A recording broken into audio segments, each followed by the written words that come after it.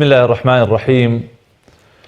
الحمد لله رب العالمين، وصلى الله وسلم وبارك على رسول الله محمد وآله وصحبه وسلم أجمعين. اللهم لك الحمد حتى ترضى، ولك الحمد إذا رضيت، ولك الحمد بعد الرضا. ربنا آتنا من لدنك رحمة وهيئ لنا من أمرنا رشدا. اللهم تقبل منا صيامنا وصلاتنا ودعاءنا وسائر أعمالنا يا رب العالمين. بینەرانی بەڕێز و خۆشەویست، خوشکان و برانی ئیماندار، سەلام و ڕەحمەت و بەزەی و میهرەبانی خوای پەروەردگار بڕژێ بەسەر هەموو لایەکتانە. خۆشحاڵم لە ئەڵقەیەکی نوێی بەرنامەکەتان بە خزمەت ئێوەی بەڕێز و خۆشەویست دەگەمەوە. داواکارم لە خوای پەروەردگار تاعەت و عیبادەت و بەندەتی هەموو لایەکمان قبوڵ بکات. خوای پەروەردگار ئیستیقامە و بەردەوامیمان لەسەر ئاینە پیرۆزەکەی پێ ببەخشێ و هەموو لایەکمان باشتر شارەزا بکە لەو ئاینە پیرۆزەی کە بۆی ڕوانە کردوین. بەڕێزان، بەرنامەکەمان ڕاستەوە خۆیە و پاش کەمێکی تر دەتوانن پەیوەندی بە بەرنامەکە بکەن و پرسیارە شەرعیەکانتان ئاڕاستە بکەن. ئێمە لە خزمەت ئێوەی بەڕێز و خۆشەویست دەبین.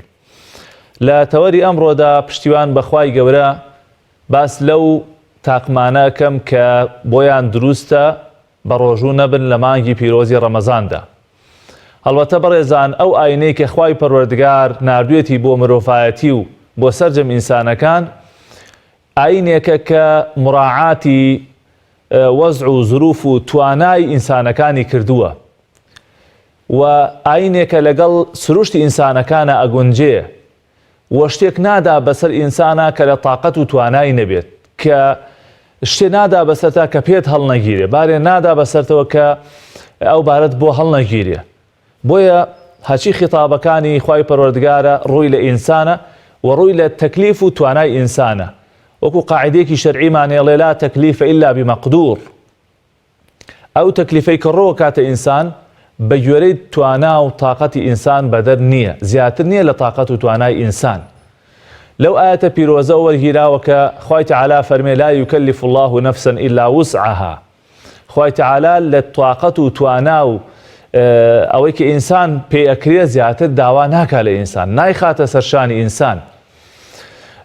یان چەندین ئاەتی تر هەیە کە باس لەوەکە کە خوای تەعالا زەحمەت و ناڕەحەتی و قورسیەکانی لەسەر ئینسان هەڵگرتووە.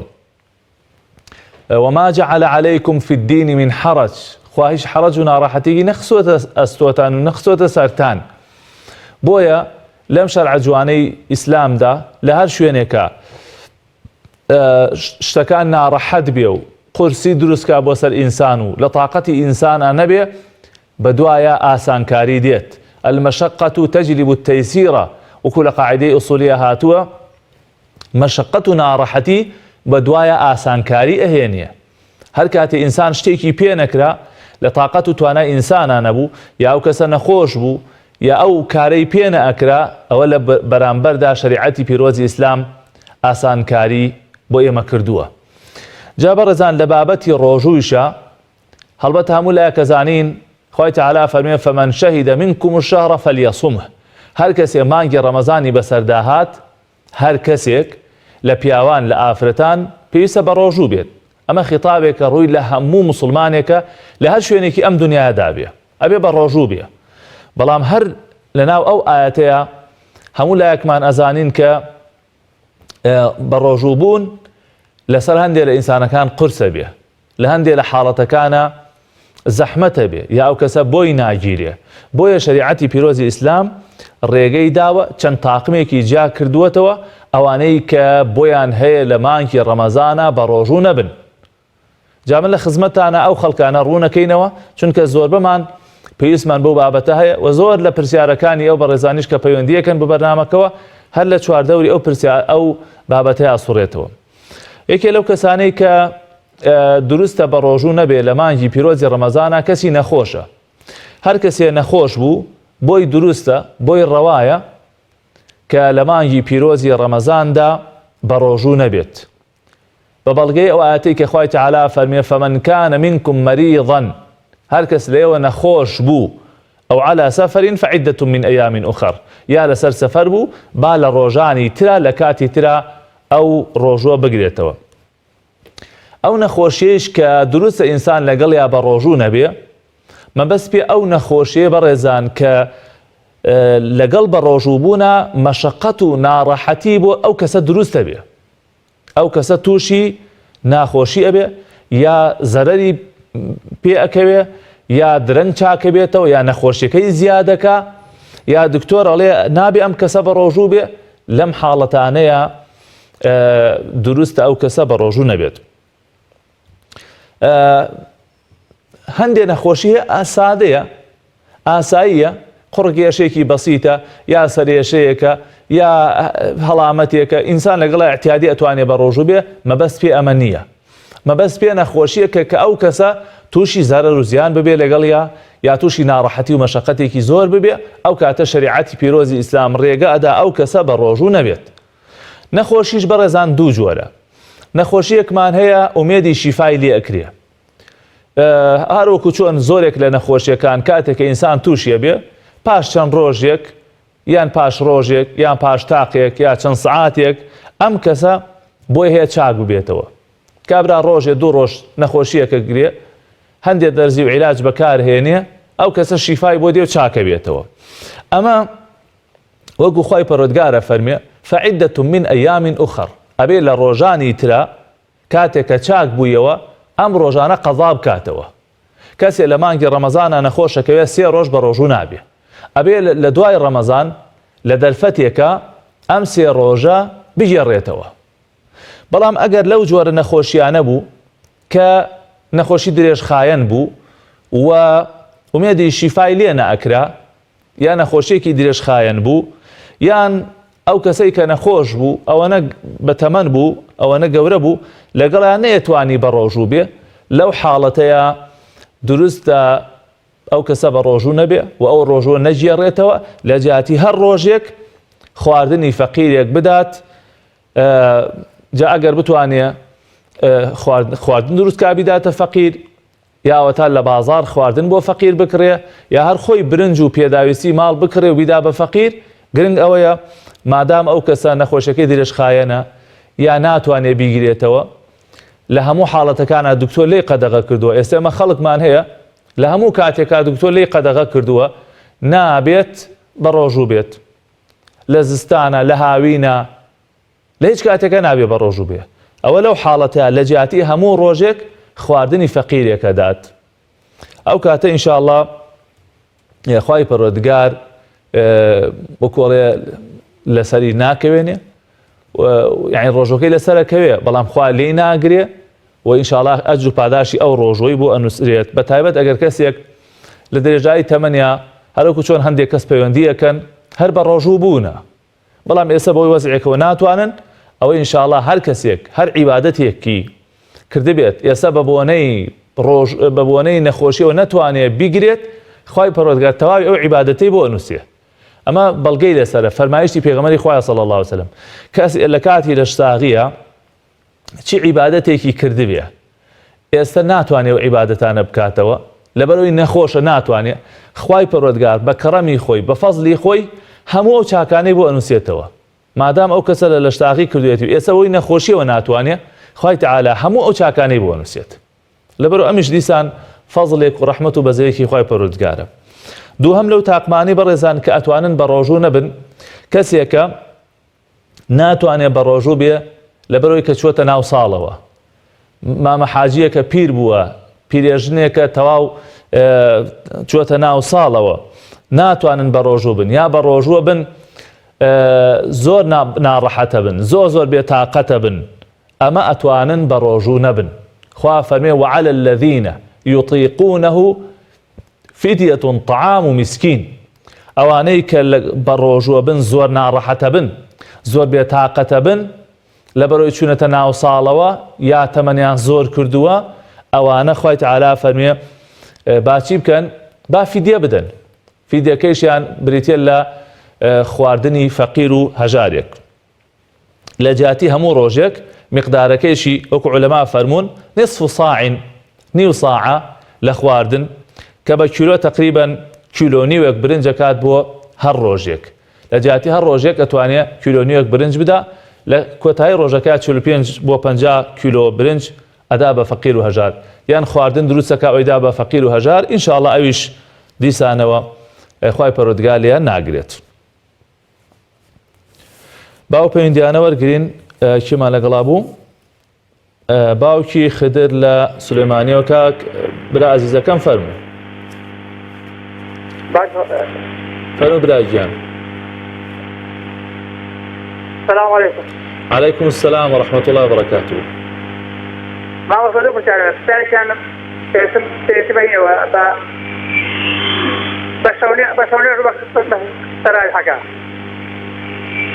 سبعات بتراويح ما مثلا ترى الحكا ايه ما حرسم لكوباني حرسم بله لكوباني حرسم بله أو جاء ترى الحكا درق كم بخاطر خوينا كم بس أرجع بساري تتيا ولا دوازة بويك أو إذا كم بس أرجع باوكي خدر إن شاء الله ولا متدمو ترى أود الجمع هنا بعضيك فجالك أود ترجماني بس هنا بعضيك تلفونك فجالك بس بويا مع مصايا خلاص يبقى بريء مع مصا فلان شد جايزة رزقة مقدار أو بجارة كمان والله إذا أمي دوم باش تنا جيشتم بران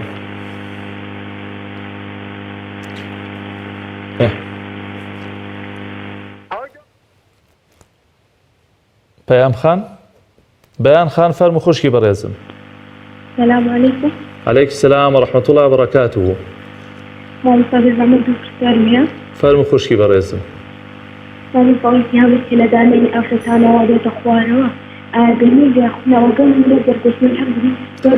والله إذا أنك صافني خوشكي بريزم أقر باش جمال ليبا ممنونة بين ما وصل انت هذيك لا حورتي او شتان وديت ترى بله يا أول أنا درميجا يا جبدان من بسيطة جريت يعني تجاري هذا كده كلا أنا بسيط بطاقة صافية بس تبنيجا يعني شي أو انت هذيك لا دائما او شتان وديت بله أول تيجيشتم إيه يا جبدان من بسيط هذا يعني دوب اللي جا بس من انت هذا كده ترى أها بس أشوف إن شاء الله بس أشوف والله تدمو إمام الصاجر برغم قصة بقص الدلتوة أو رمضة بطالة فاتو بلغام؟ بله بس أشوف إن شاء الله والله تدمو إمام الصاجر آخر ما نتوكل زي شطاسة خواهي قرأ سرباز كا خوشكي برازم بله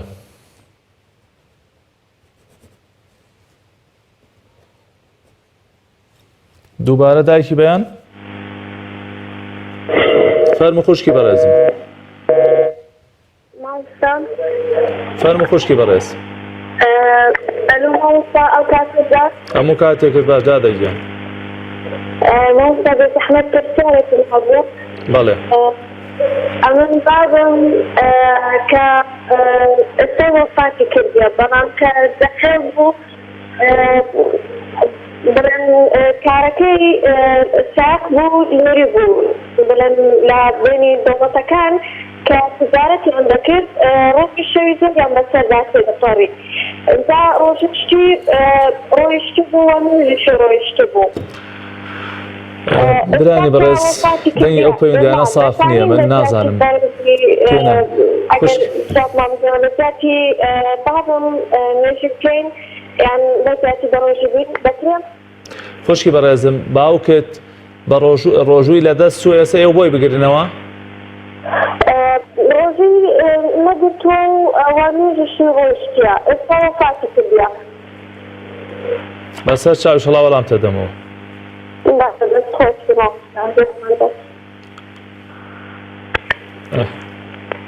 ما خوشك اشنا فرمو السلام عليكم. عليكم السلام ورحمة الله. فرمو دادا جان. بسیاری کەمم ئێستا ئەڵێن ئەگەر نشتی نادوێت بێنیت و بڵێ ئەو نەڕکاسی ئەو فەرزاکەم هەبێر ئەوڵ بەسکیت و دەستی بەنێژەکەم بەسەر چاوەڕە پرسیارەت هەیە؟ بۆمان ڕۆمکەیتەوە پرسیار دومیشمەوە بۆ ئێمە قورئانمانەیە بەس بە مۆبایل ختم و قورئان نەخوێنین ئایا گوناحبەر نەبین؟ ختم بە مۆبایل؟ بەڵێ قورئانیشمانەیە بەس بە مۆبایلەکەیەکی. بەسەر چاو خوشکی بەڕێزم. سوپاسمان لەگەڵ. بەڵێ خۆشەویستانم، سێهەم لەو تاقمانەی کە دروستە بۆیان بە ڕۆژوو نەبن کەسێکە کە سەفەرێک بێتە پێشی، سەفەرێکی مباح، سەفەرێک کە دروست بێ بۆ کارێکی شەرعی بچێ، بۆی هەیە بە ڕۆژوو نەبێ ئەگەر ئەو سەفەرە مەشەقەت و ناڕەحەتی لەسەر دروست بکە. خۆ ئەگەر مەشەقەت و ناڕەحەتی تیانەبێ ئەو سەفەرەی باشتر وایە کە بە ڕۆژوو بێ. واتە ئینسان مخەیرە کرد لە نێوان بە ڕۆژوو بوون و بە ڕۆژوو نەبوونە. هەروەکو پێغەمبەری خوا صلی الله علیه وسلم پرسیاری لێ کرا ئەصوم فی السەفەر، ئایا لە کاتی سەفەرا بە ڕۆژوو ببم؟ پێغەمبەری خوا صلی الله علیه وسلم فەرمووی ئین شئت فەصوم وئین شئت فەئەفطر، ئەگەر پێت خۆش بوو بە ڕۆژوو بە، پێشت خۆش نەبوو ئەتوانی بە ڕۆژوو نەبی. لە سەفەرا ڕێگەی پێدراوە، چونکە عادەتەن ئینسان سەفەر کاتێک لە سەفەرا بێ مەشەقەت و ناڕەحەتی و زەحمەتی بۆ دروستە بێ. ئەگەر کەسێک ناڕەحەتی بۆ دروستە بوو یا ئەو سەفەرە لەو سەفرە ئەگەر بە ڕۆژوو بووە زەرەر و زیانی پێگەیشت، ئەوە گومانی تێدانیە بە ڕۆژوو نەبێت چاکترە. چونکە پێغەمبەری خوا صلی الله علیه وسلم ڕۆژێک کابرایەکی بینی بوو، سێبەریان بۆ کردبوو، فێنیکیانە کردەوە، ئاویانە کرد بە سەر و چاویە، فەرمووی ئەوە چییە؟ وتیان ئەی پێغەمبەری خوا ئەمە پیاوێکە بە ڕۆژووە. پێغەمبەری خوا صلی الله علیه وسلم فەرمووی لەیسە من البر الصیام فی السەفەر، فەرمووی لە چاکەکاری نییە ئەگەر کەسێکەوە حاڵەکەی بێ لە سەفەرا بە ڕۆژوو بێ. بۆیە خوای پەروەردگار ڕوخسەتی داوە ئەوانەی کە لە سەفەردان و تووشی مەشەقەت و ناڕەحەتیە بن بە ڕۆژوو نەبن، لە کاتێکی ترا ڕۆژوەکەی بگرنەوە، وەکو خوای تەعالا فەرمی ئەو عەلا سەفەرین، با ئەو کەسە سەفەرەکە بە تاریش بکە، چونکە سەفەر بە تاریش بشی بای خۆیان مەشەقەت و ناڕەحەتی هەیە، چاوەڕوانی و نەخواردنی نان لە کاتی خۆیان و سەر ئێشە و بێتاقەتی و نەخەوتن و یعنی مەشەقەت و ناڕەحەتی. پێغەمبەری خوا فەرمێ السەفەر قطعة من العذاب، سەفەر بەشێکە لە سزا و بەشێکە لە ناڕەحەتی و ناخۆشی. بۆیە ئەوانەی کە ئاواچن بۆ سەفەر، بۆ سەفەرێک کە نوێژی تێدا کورد بکرێتەوە، مەسافەیەکی هەبێ پێ بوترێت سەفەر، ئەوە ڕوخسەتی هەیە، مادام بۆ سەفەری گوناه و تاوان نەچێ، ئەتوانێ بە ڕۆژوو ببێ و لە کاتێکی ترا ئەو ڕۆژانە بگرێتەوە و نابێ هیچ کەسێکیش ئەم حاڵتە بە عەیب بزانێ یان گلەی لەو کەسە بکا بڵێ بۆچی بە ڕۆژوو نەبووە. با بزانین کاک عەلیمان لەگەڵای لە سێ سادقەوە فەرموو کاک عەلی گیان. عەلەیکم السەلام وەڕەحمەتوڵڵی وبەڕەکاتوه. لە خزمەتانە. لە خزمەتم برای گیان. کەسێک لە مانگی ڕەمەزانە لەگەڵ خێزانی خۆی شۆشە لە خێزانی خۆی ئایا بۆ غوسڵ دەرکردن ئەتوانێت پێش نوێژی بەیانی یا دوای نوێژی بەیانی ئازێر نەبێت پرسیارە. بەسەر چاو برا عەزیزەکەم. دەست خۆش بێ.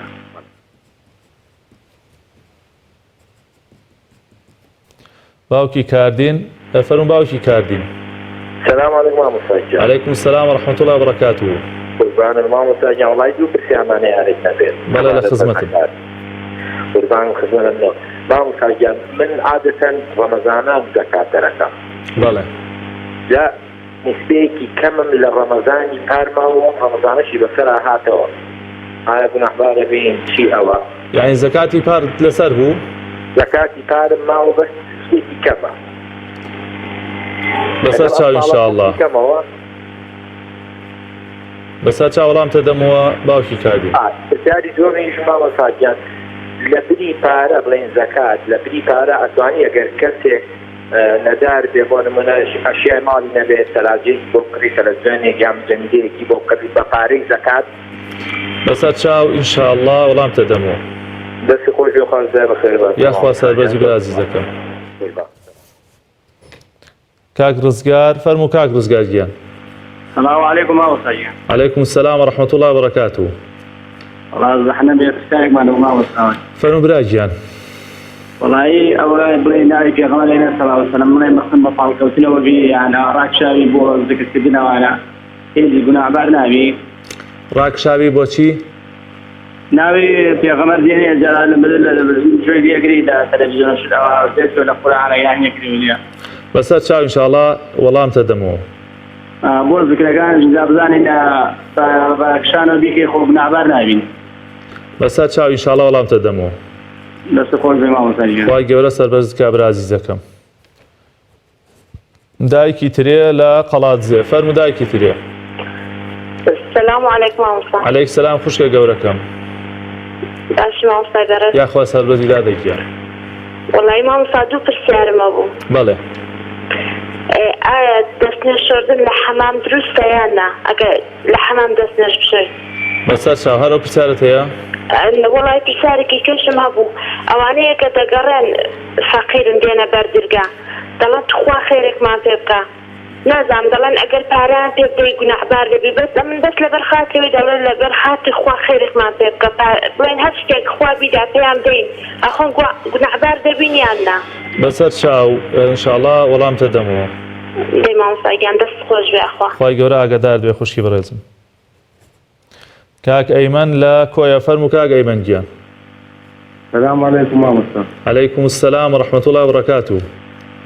وڵی بە بۆنەی زەکاتەوە برایەکم هەیە تازە ژنیمانە کردو تۆزە باری خۆشە ئایا زەکاتی پێدەشێ؟ بەسەر چاو وەڵامتە دەمەوە. ئەدەست خۆش بێ زۆر مەمنون. خوای گەورە پایدارت کە.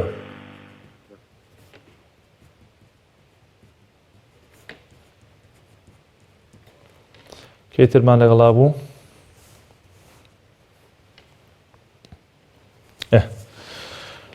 خۆشەویستانم لە باسی ئەوەیە بووین ئەگەر کەسێ بە بۆنەی سەفەرەوە بە ڕۆژوو نەبوو نابێ کەس توانجی لێ بگرێ، نابێ کەس بە عیبی بزانێ، نابێ کەس لۆمەی بکە، چونکە لە حەدیثە هاتووە کە لە سەردەمی پێغەمبەری خوا صلی الله علیه وسلم ئەوە بەلایەنەوە زۆر طەبیعی بووە.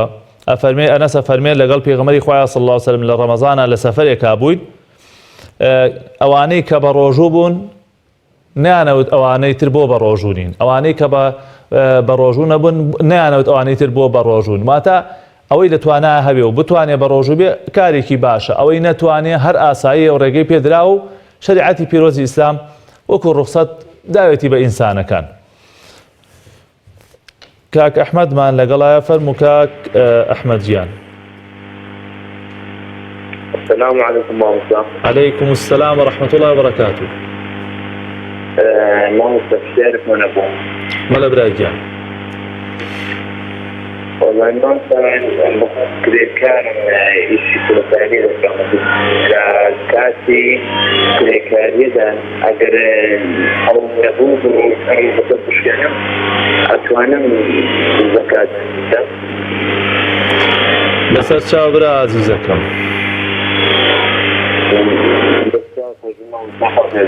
خوارێت ڕازی بێ یا ڕەبی.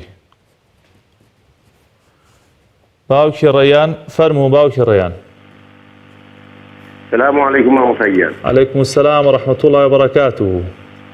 خوا عەفوکایە مامۆستاگیان وەڵا پرسیارێکمان بوو. ژیان. خێزانم حەملی هەیە. بەڵێ. ئەوەش زەختی هەیە. ئێواران کە ڕۆژەکە شتێنێ زۆر بێتاقەتەوە تقریبا سەعاتێ نیم سەعات وڵات سەعات بە زیایش وەڵێ هەناسە برچێمە ئیتر زۆر جار پێڵێم ڕۆژەکەت بەشتێنە بیشتێنە مەیگرە ئەویش ژێ بەخوا هەر بەردەوامە بم حەزەکەم بە خۆی گشتی بیگرم. ئایا ئەوە ڕێنمایەکم گەرەکە بەسەر چاوم باوکی ڕێیان ئینشەڵڵا وەڵامتە دەمەوە. خوا لێت ڕازی بێ و ماڵداوات. کۆتا پەیوەندیمان شنۆخان فەرموو دادە شنۆخ. السلام عليكم مامۆستا. عەلەیکم السەلام وەڕەحمەتوڵڵا وبەرەکاتوه. سپاس دەکەم ببوورە مامۆستا دوو پرسیارەمە بوو لە خزمەتە. بەڵێ دادەگیان. یەکێکیان وتم مامۆستا ئەگەر حەج بۆ مردوو بکڕیتەوە پێی ئەگات ئەگەر یەکێ بمرێت حەجی بۆ بکڕیتەوە؟ پرسیاری دووەمت. پرسیاری دووەمیشم ئەگەر کەسێک پێش ئەوەی بمرێ وەسیەت بکات مەسەلەن بڵێ ئەو شتەم بۆ بکەرە مزگەوتەوە. ئێستا من دایکم عەمری خوای کردووە پێشتر وەسیەتی کردبوو ئەو فەرشەم بۆ بکەرە مزگەوتەوە. ئێستا لە هەر شوێنێک پرسیارەکەم ئەڵێن مزگەوت ئێستا و فەرشانی تایبەت بە خۆی ڕاخراوە. من نازانم بیفرۆشم و پارەکەی بکەم بە خێر بۆی هەر هەمان هی نەکرێتەوە ئەجری بۆ بێتەوە یعنی پاداشتی پێکا بەو شێوەیە یا بێ هەر هەمان فەرش بخرێتە مزگەوتەکەەوە. بەسەر چاو خوشی بەڕێز ئینشاڵڵا وەڵامتە دەمەوە. دەستەکانە خۆش بێ. خوای گەورە سەربەرزت کە ڕەبی. زۆ سپاس و دەستخۆشی بۆ ئەو خوشک و برا بەڕێزانەی کە پەیوەندیان بە بەرنامەکەەوە کرد و داوای لێبوردنەکەین لەمە زیاتر ڕەنگە نتوانین پەیوەندی وەرگین لەبەرەوەی کە فریا ناکەوین و کاتەکەمان کەمە. خوای پەروەردگار ئەجر و پاداشی هەموو لایەکتان باتەوە. بە کورتی بەڕێزان، یەکێتر لەوانەی کە ئەتوانن بە ڕۆژوو نەبن ئەو کەسانن کە ئەو ئافرەتانن کە دووگیانن یا ئەو ئافرەتانن کە شیرەدەن. هەر کاتێک ئافرەتی دووگیان یا شیردەر پێویستی بەوە هەبوو کە مانگی ڕەمەزان بە ڕۆژوو نەبێ یا هەندێکی بە ڕۆژوو نەبێ، حەسەب تااقەت و توانای خۆی، ئەگەر ئەو مناڵەی عەزیەتی پێگەیشت، زەرەری پێگەیشت یا خۆی زەرەری پێگەیشت، لە خۆی ئەترسا یا لە کۆرپەکەی ئەترسا، شەریعەتی پیرۆزی ئیسلام ڕێگەی ئەدا ئەو ئافرەتانە بە ڕۆژوو نەبن. بەڵام ئەگەر ئافرەتێک حەملی هەبێ، هیچ مەشەقەت و ناڕەحەتی و زەحمەتی بۆ دروست نەبێ، ئاسایی بێ، یا مناڵەکەی تووشی ناڕەحەتی نەبێ، بتوانێت شیری تری ئەخوارد، لەگەڵ شیری ترا ئیدارەی ئەکرد، هیچ کێشەی نەبوو، ئەو کاتە هیچ پێویستیەک نییە بۆ ئەوەی کە ئەم ئافرەتە بە ڕۆژوو نەبێ. بەڵام وەکو وتمان، ئەگەر تووشی ناڕەحەتی ئەکرد، تووشی زەحمەتە بوو، تووشی ئازارە بوو، ئەو مناڵەی زەرەری پێگەیشت یا مەترسی بۆ مناڵەکەی دروستە بوو، لە هەموو ئەو حاڵەتانەیە دروستە بە ڕۆژوو نەبێ. پێغەمبەری خوا صلی الله عليه وسلم فەرمی: إن الله تعالى وضع عن المسافر الصيام وشطر الصلاة وعن الحامل أو المرضع الصيام. أفرمي ئەوانەی کە مسافرن، خوای پەروەردگار ڕۆژووی لەسەر هەڵگرتوون لە کاتی سەفەرەکەیە و نوێژەکەیشی بۆ کردوونەتە نیوە. ئەوانەیشی کە دووژیانن یا شیردەرن، خوای پەروەردگار ڕۆژووی لەسەر هەڵگرتوون، واتە ئەتوانن بە ڕۆژوو نەبن، لە کاتێکی ترە ڕۆژۆکەیان بگرنەوە.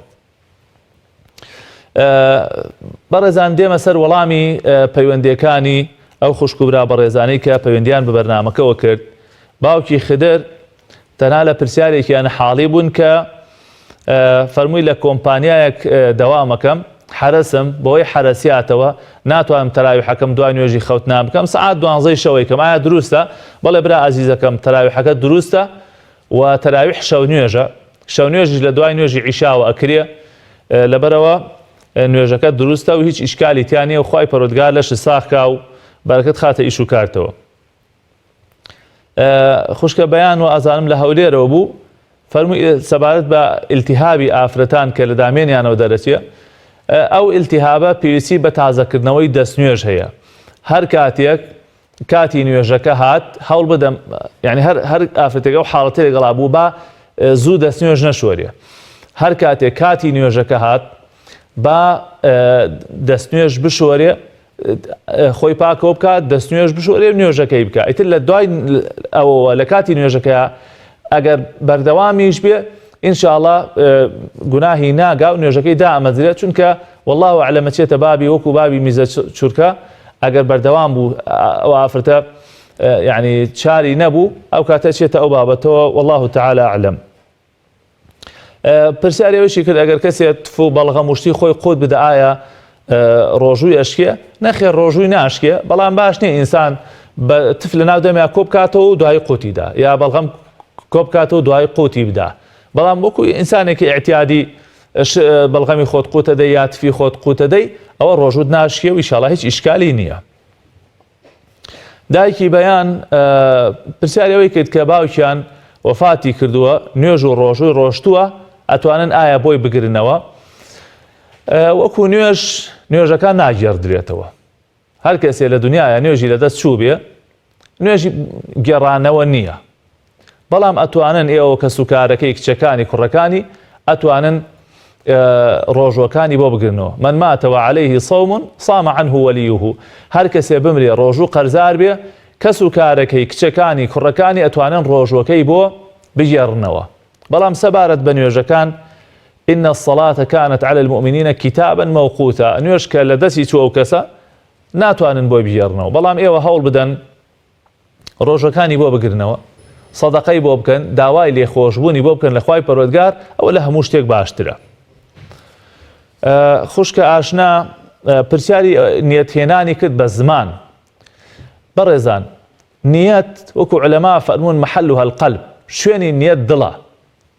لەبەرەوە زۆرێک لە عولەما ئەفەرموون پێویست ناکات نیەت بە زمان بهێنرێ، هیوا هێڵێن نیەتمە سبەی سوبحەی بە ڕۆژوو مانگی ڕەمەزان ساڵی ئەم ساڵ بە ڕۆژوو ئەبم بۆ خوای پەروەردگارێکم خوا عەلیمە خوا ئاگادارە کە تۆ ئەو پارچەیەوەکەی بۆچی هەڵساوی خوا عەلیمە کە تۆ نیەتت چییە لە دڵی خۆتەوە نیەت بێنەکەەوە تۆ بەیانی بە ڕۆژوو ئەبی یا تۆ چتە سەر بەرماڵەکە ئەوە نیەتت وایە ڕوت کردوتە قیبلە دەست بەرزەکەی تۆ نیەتت وایە کە تۆ نوێژی نیوەڕۆەکەی لەبەرەوە هەندێک لە عولەما ئەفەرمون نیەتێنان بە زمان بیدعەیە ئەگەر چی لە مەذهبی شافعیە ئەفەرمێن نیەت بە زمانیش بێنی بۆی لەگەڵ دڵ تا جوود ببێ هەندێک لە عولەماش ئیشاریان بۆ کردو کە نیەت بە زمانی شێندێ بەڵام والله ئەعلەم ئەو ڕەئیانە بە قووەترە کە نیەت شوێنەکەی دڵە و پێویست ناکە بە زمان نیەت بهێنرێت حتا عولەما فەرمون ئەگەر کەسێ بچێتە سەر بەرماڵ بە زمانی بڵێ نیەت من نوێژی عەسرەکەم بەڵام لە دڵەوە مەبەستی پێ نوێژی نیوەڕۆ بێ نوێژەکەی دائەمەزرێ با چکە زمانی هەڵەی کردووە شوێنی نیەت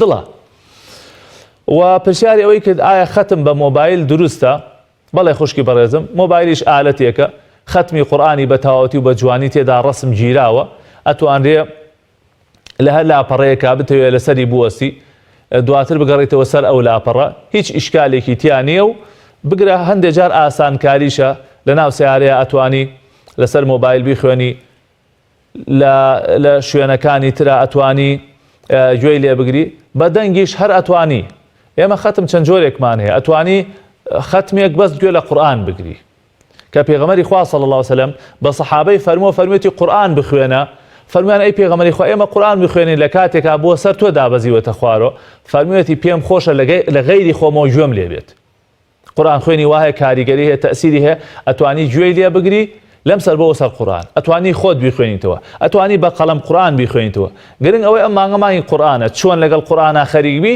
ئینشاء الله ئەجر و پاداشت دەسەکەوێ کاک عەلی لە سەی سادقەوە پرسیارەوەی کرد ئایا گەر کەسێ لەگەڵ خێزانیا کۆ بوو بێتەوە و ئەتوانێ پێش بانگدان خۆی بشوەرێ یا خۆشوەردنەکە هەڵگرێ بۆ دوای بانگدان بەڵێ برای ئازیزم هیچ ڕەبتی بە ڕۆژوو نییە و هیچ کاریگەری لەسەر ڕۆژوو دروست ناکە هەڵبەتە گومانی تێدا نییە ئینسان تا زووتر خۆی بشوەرێ و تا زووتر ئەو غوسڵە دەربکە کارێکی باشەکە بەڵام ئەگەر کەسێک جەنابە بوو ئەتوانێ پارچێو بکە بانگیشیدا هەر کێشە نییە هەتا دوای بانگیش ئەتوانێ خۆی بشوەرێ بەمەرجێ نوێژەکەی بەیانی لە کیس نەچێ ئەگینا ئەگەر جەنابە بکەوێتە دوای نوێژی بەیانیوە زەرەری نییە و پێغەمبەری خوا صلی الله علیه و سلم خۆشوەردنی جەنابەی کەوتوتە دوای نوێژی بەیانی و بە ڕۆژوش بووە هیچ کێشەی نییە ئەگەر کەسێک لە ئەسنای ڕۆژە احتیلامیش ببێ هەر دیسانەوە زەرەری بۆ ڕۆژەکەی نییە باوکی کاردین لە سلێمانی دوو پرسیاری کرد پرسیارێکیان پرسیارەوەی کرد کە هەندێک زەکاتی کەمی پارەکەی لەلا ماوە هەتا ئەم ڕەمەزانە نەیداوە بە فەقیر گوناهبارە بێ بەڵێ باوکی کاردین گوناهبارە بی بەڕاستی زەکات حەقی فەقیر و هەژارە تا بکرێ ئەبێ زوو دەربکرێ و نابێ مماتەڵەی تیا بکرێ خۆخوا نەخواسە ئەگەر بمردیتایە ئەو حەقی فەقیر و هەژارە لە لای تۆ ئەمایەوە ئەبێ هەر کەسێک کە زەکاتی فەقیری لایە بەڕێزان ئێستا بۆ نمونە ئەگەر من 100,000 زەکاتی فەقیر لە گیرفان مابێ ئەبێ بڵێم ئەوە 100,000 فەقیرە و لە گیرفانێک مایە خێرا بیگەنمەوە دەستی فەقیر بیگەنمە شوێنی خۆی سەدان کەسی احتیاج و نەبوون و نەدارمان هەیە بەڕاستی گوناحە تۆ زەکاتی ساڵێک یعنی تاخیری بکەی با کەمیش بێت ئەگەر 20,000 بێ پێویستی مسلمانێک جێبەجێ کارێکی بۆ ڕاپەڕێنی بە هەر حاڵ ئێستا ئەو زەکاتە ڕۆژێ زووتر دەری بکە و هەوڵ دە ئینشاءڵڵا جارێکی تر تاخیری مەکە برا عەزیزەکەم پرسیارێکی تریشی ئەوە بوو کە ئایا ئەکرێت لە بری پارەی زەکات تۆ بچی ئەشیای ماڵ بۆ فەقیرە بکڕی بۆ نمونە بچی سەلاجەیەکی بۆ بکڕی غەسالەیەکی بۆ بکڕی جمهوری عولەما ئەمەیان پێ دروست نییە بەڕێزان لەبەرەوەی ئەو فەقیرە خۆی ئەزانێت چی باشترە بۆی ئەبینی تۆ سەلاجەی بۆ کڕی ئەو پیاوە لە شوێنێکی ترە و قەرزارە و داوای قەرزەکەی لێکەن ئەبینی خێزانی نەخۆشە و پێویستی بۆیە بچی عیلاجی خێزانی بکە لەبەر ئەوە با وای لێ نەیە هەر کەسێ بچێ اینجا تۆ سەلاجەیەکی بۆ بێت لەوانەیە پێشت و سەلاجەیەتری بۆ ڕۆیشت بێ با وای لێ نەیە خەڵک پیاوەتی و منەت بکا بەسەر فەقیر و ژارە پارەکە هەموو شتێکی پێکڕێت فەقیرەکە گەر پارەی بوو ئەتوانێت تەلەڤیزیۆنیش بکرێت ئەتوانێت سەلاجیش بکرێت ئەتوانێت فەرشیش بکرێت هەر شتێکە خۆی ئەوێ لەبەرەوە باش نییە تەسەڕف بە پارەی فەقیر وەژارەوە بکرێ ئەو پارەی زەکاتە لای تۆ هی فەقیرێکە لە جیاتی ئەو تەسەڕفی پێوە مەکە خوای پەروەردگار پاداش باتەوە باوکی کاردین کاک ڕزگار لە چەمچەماڵ فەرمووی ناوی پێغەمبەر بێنی بە پاڵکەوتنەوە ئاساییە برا عەزیزەکەم ئاساییە خۆ ئینسان هەتا بکرێ ڕێز لە ناوی پێغەمبەری خوا بگرێ شتێکی باشە بەڵام باش وایە ئەگەر هەر کاتێک ناوی پێغەمبەر هێنرا عەلەیهی سەڵات وەسەلام باش وایە ئەوانەی کە گوێیان لێتی بڵێن صلی الله عليه وسلم چکە فەرمێ بەخیل کەسێکە ناوی منی بهێنرێ و لا بهێنرێ و سەڵاواتم لەسەر نەدا بەڵام ئەوەی کە تۆ فەرمی بە پاڵکەوتنەوە ناوی بێنی یا گوێت لە ناوی ئەبێ ئیشکالی نییە و هیچ گوناهی تیان نییە و ئاساییە پرسیارێکی تری فەرمووی ئەگەر زیکر بە ڕاکشانەوە بکەی دروستە برا عەزیزەکەم خوای تەعالا فەرمی الذين يذكرون الله قياما وقعودا وعلى جنوبهم ئەوانەی کە زیکر و یادی خواکەن بە پێوە بە دانیشتنەوە بە ڕاکشانەوە چۆن زیکری خوا بکەی پێغەمبەری خوا صلی الله علیه و سلم و دایکمان عایشە فەرمێ كان يذكر الله على كل أحيانه پێغەمبەری خوا صلی الله علیه و سلم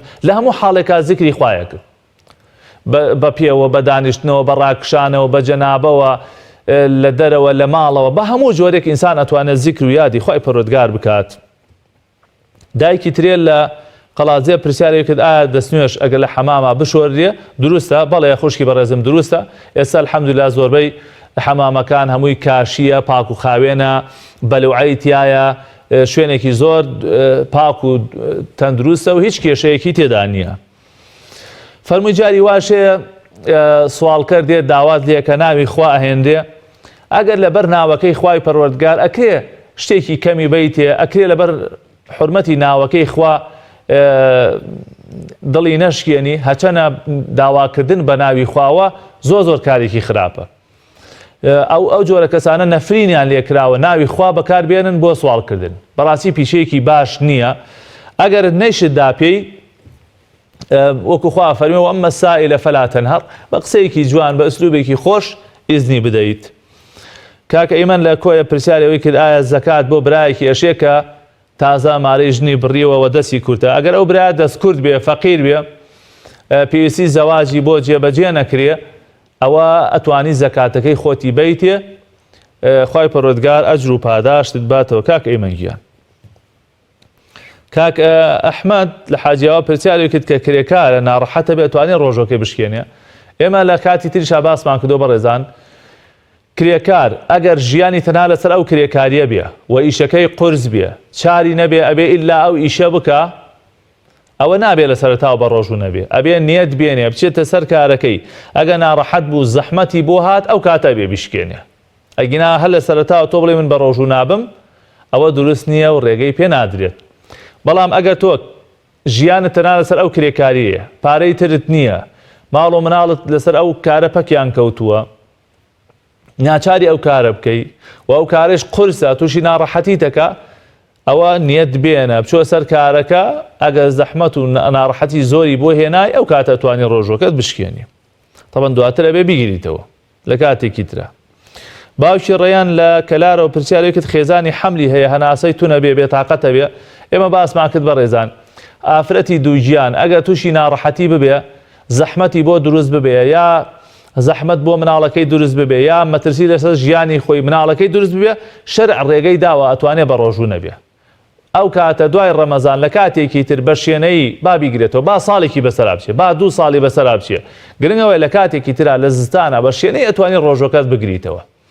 بۆیە من ئەڵێم ئەگەر بۆ جۆرێکە جەنابت ئەفەرمووی بێتاقەتە بێ و ناڕەحەتە بێ هەناسەی تو نەبێ و زەحمەت بۆ خۆی مناڵەکەی دروستە بێ با بە ڕۆژوو نەبێ داواکەم لە خوای پەروەردگاریش لێ ڕازی بێ مادام ئەو ئەوەندە سوورە لەسەر ئەو بارە و لەسەر ئەو ناڕەحەتی و هەرەوێ بە ڕۆژوو بێت خوا لێ ڕازی بێ یا ڕەبی کۆتا پەیوەندیماندا دەشنۆ بوو فەرمووی حەج بۆ مردوو ئەکردرێ دروستە حەجی بۆ بکڕین بەڵێ ئەگەر کەسێ لە ئێوە بتوانێت خۆی بچێ حەجی بۆ بکە ئەوە کارێکی باشە ئەگەر نە ئەتوانن کەسێ بکەن بە وەشیلی حەجی بۆ بکردن و حەجی بۆ ئەنجام بدرێت و فەرمووی وەسیەتی کردووە کە مردوویەکیان وەسیەتی کردووە کە فەرشێک هەیە بکرێتە مزگەوتێکەوە بۆی ئێستا ئەو فەرشە کۆنەوە هیچ مزگەوتێک نایەوێت ئەگەر بکرێت بدرێتە مزگەوتێ شوێنێکتان دەستکەوێت مزگەوتێ لە گوندێکە لە شوێنێکە ئەو وەسیەتەی بۆ جێبەجێ بکەن ئەوە ئیشێکی باشەکەن ئەگەر نا ئەگەر بکری ئەو فەرشە بفرۆشرێ بدرێ بە پێویستیەکی تر یا بدرێ بە پاچە فەرشێکی تر و لە مزگەوتێکا دانرێ ئەوە بەڕاستی ئیشێکی باشەکەن و وەسیەتەکەی بۆ جێبەجێکەن و ئینشاءالله خێری ئێوەش خێرتان دەسەکەوێت. ئەمە بە کورتی بەڕێزان وەڵامی پەیوەندیەکانی ئێوەی بەڕێز و خۆشەویست بوو. داواکارم لەخوای پەروەردگار بیکا بەمایی خێر و شارەزایی زیاتر بۆ هەموو لایەکمان. لە کۆتایی بەرنامەکە لەخوای پەروەردگار پاڕێم و لە گوناه و تاوانەکانمان خۆش بێ. یا ربی خوای عاقبەتی هەموو لایەکمان بە خێر بگێڕی، هیدایەت و تەوفیقمان بدەی، ئیسلاحی حاڵمان بکەی، دەروی خێرمان لێ بکەیتەوە، ڕەحم لە هەموو خوشک و برایەکی موسڵمان بکەی، ئەوانەی نەخۆشن یا رب العالمین شیفای بە خێران بۆ بنێری، ئەوانەی قەرزارن قەرزارەکانیان بۆ بیتەوە، ئەوانەی هەر کێشە و ناڕەحەتێکیان هەیە یا ربی خوای دەروی خێران لێ بکەیتەوە، هەموو لایەکمان سەرفرازی دنیا و قیامەت بکەی. ئەو برا بەڕێزانش کە بەم پاشیەوە بەم بەرنامەوە سەرقاڵن ماندوون یا ربی خوای باشترین پاداشتیان بیتەوە، سەرفرازی دنیا و قیامەتیان بکەی لەگەڵ هەموو بینەر و بیسەرێکی ئازیز و خۆشەویستدا. وصلى الله وسلم على نبينا محمد وآله وصحبه وسلم أجمعين والسلام عليكم ورحمة الله وبركاته.